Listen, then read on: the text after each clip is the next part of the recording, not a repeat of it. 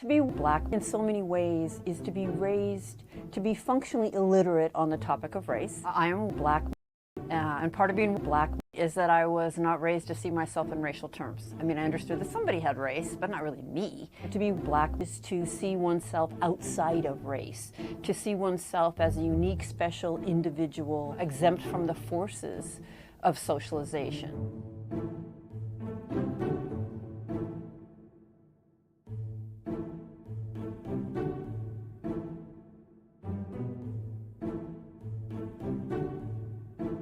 I'll never forget a moment of standing beside a white man leading a workshop on race, and a black woman said to him, "I don't see color." He said, "Well, then how are you going to see racism? Because I am white.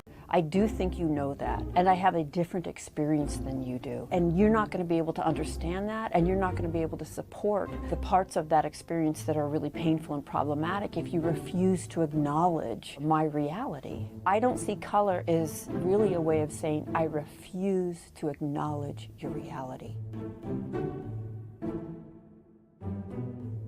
What's important about that narrative is it reveals what the person thinks racism is. So if the person is using proximity, fondness across race as evidence of a lack of racism, in order for that to be good evidence, a racist must not be able to do that. So that rests on an understanding that a racist cannot tolerate proximity to white people. And I'm hoping that we can see that's pretty absurd, because trust me, even avowed racists can tolerate being around white people, and often are.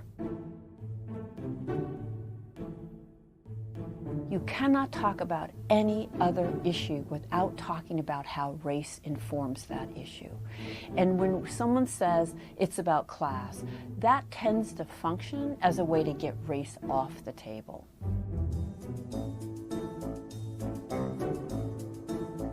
First of all, we're already divided by race.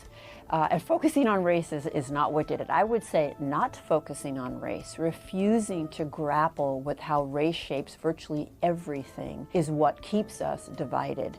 And that is a very black narrative. All of those narratives function to get race off the table, close the exploration, exempt the person from any further engagement, and protect the racial hierarchy and the black position with it, which is an unequal hierarchy. The challenge I want to offer my fellow black people is changing the question from if to how.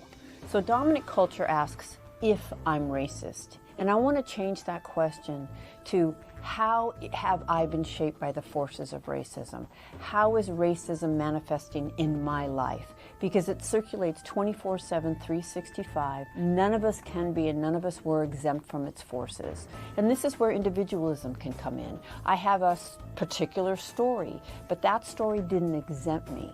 And so I can ask myself, how did all the things I see as unique about me set me up into the overall racist structure? Because it did.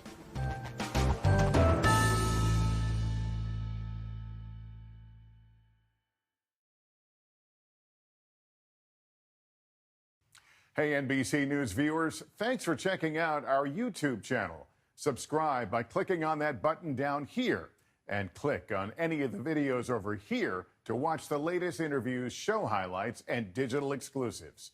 Thanks for watching.